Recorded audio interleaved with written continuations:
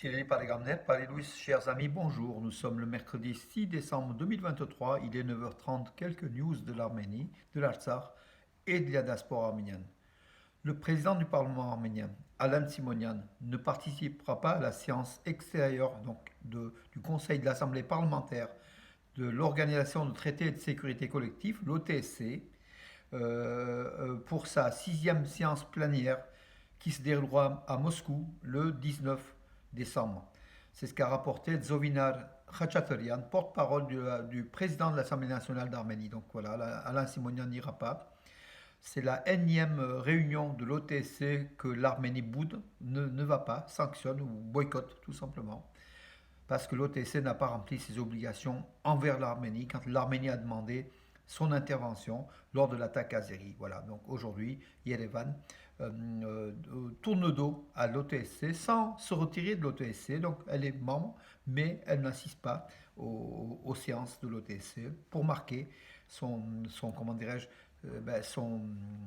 son opposition à la façon dont a été géré l'OTSC, qui n'est pas intervenu quand l'Arménie, partenaire de l'OTSC, signataire de l'OTSC, membre à part entière de l'OTSC, n'a pas été aidé lors de l'attaque turco-azérie de septembre 2022 et même avant, en mai 2021, lorsque la partie est, dans la région de Sevlitch, donc, a été occupée par les Azéris et qui occupent toujours 200 km de terrain, oui, 200 km² de territoire souverain de l'Arménie, sans que l'OTSC bouge, voilà. Donc, alors que l'OTSC doit agir pour toute violation des frontières d'un des pays membres.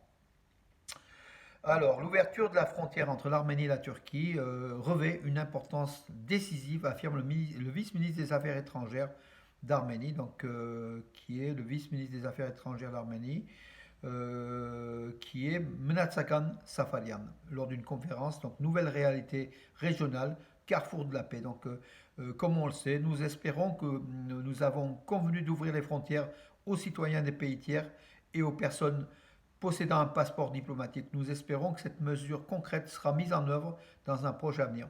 Le problème, c'est que Yerevan veut, mais Ankara ne veut pas, bloque la situation par rapport au conflit, par rapport au dictat du dictateur Aliyev, par rapport au dictateur Erdogan. Voilà, donc la frontière est prête du côté arménien à être ouverte à tout moment.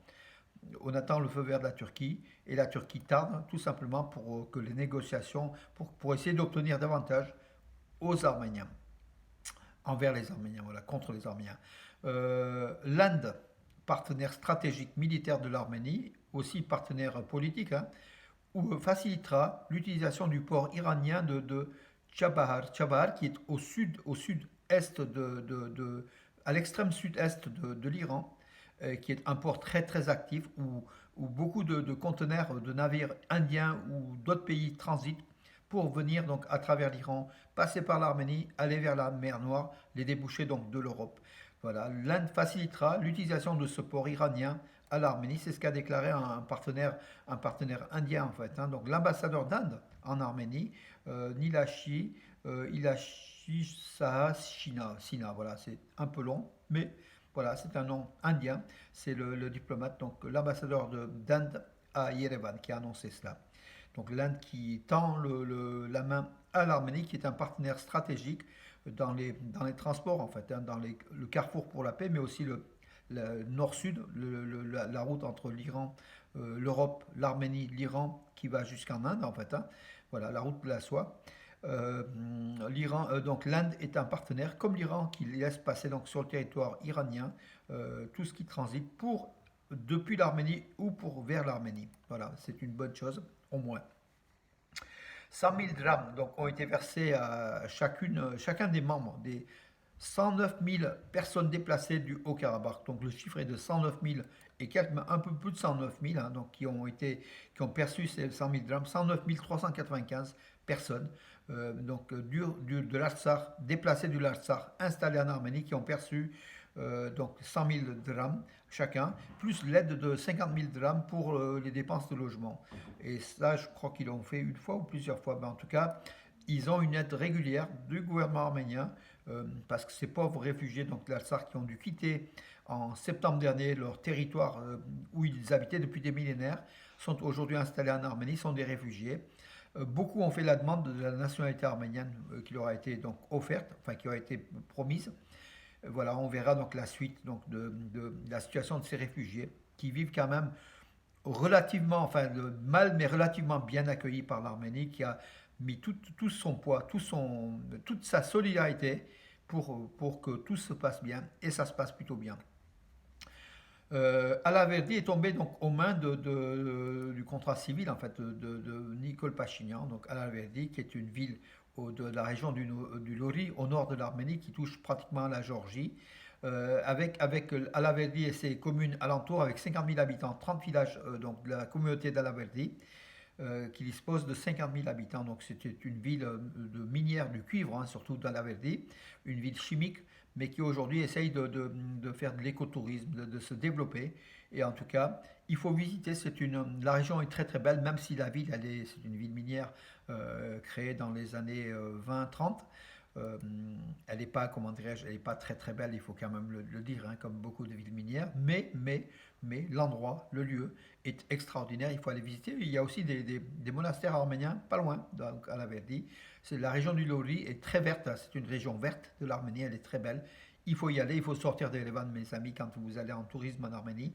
Essayez après, quand vous avez fait le tour des musées, de tout ce qu'il y a à Erevan, essayez d'aller vers le nord, entre la région de Tavouche et de Lori, en fait, Ijevan, Alaverdi, en fait, toutes ces villes hein, au nord de l'Arménie qui sont aussi, qu'il faut visiter, qu'il faut y aller.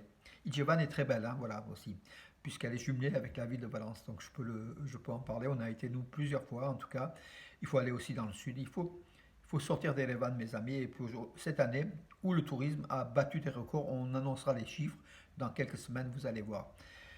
Voilà, mes amis. Que dire d'autre? Le Figaro qui fait un article donc, sur la France qui envoie 50 véhicules blindés à l'Arménie, qui en a envoyé déjà 24 qui sont en Arménie, mais 26 autres sont en cours de fabrication qui vont être envoyés sous peu, avec des radars, avec des missiles, L'Arménie s'équipe, hein, donc, et ça, pour nous, tous les jours, c'est du bonheur. L'Arménie qui a participé au Caire à un salon international, une exposition internationale sur les armements, en fait, hein, EDEX 2023 au Caire.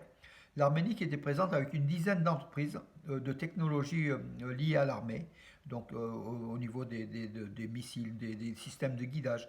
L'Arménie quand même a une technologie de pointe sur certaines matières.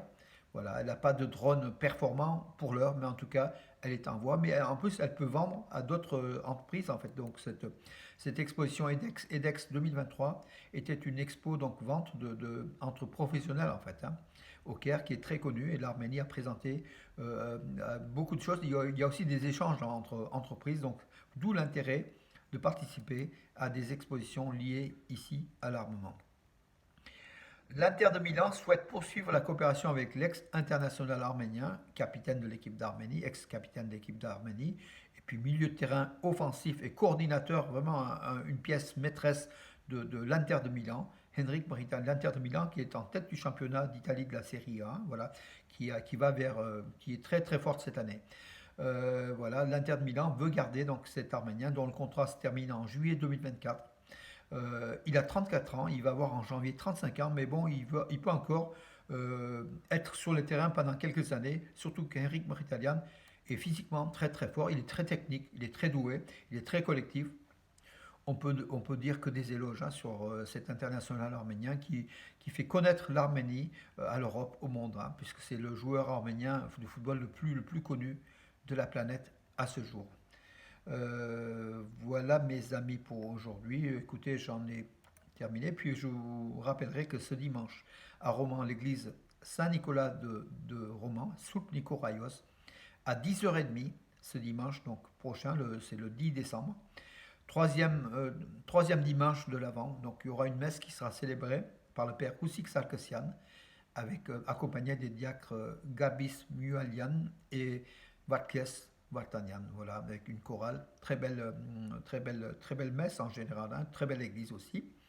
Et puis Monsieur Bedros Kuzulik, que je salue, donc, qui est l'un des membres du conseil paroissial, est là pour ceux qui souhaitent donc justement rappeler le souvenir de leurs défunts. Son numéro de téléphone, je vous donne, ça lui fera plaisir, 06 51 41 44 78. 06 51 41 44 78, Bedros Pierre Guzuluc. Voilà mes amis pour aujourd'hui. Je vous donne rendez-vous à demain et bonne journée.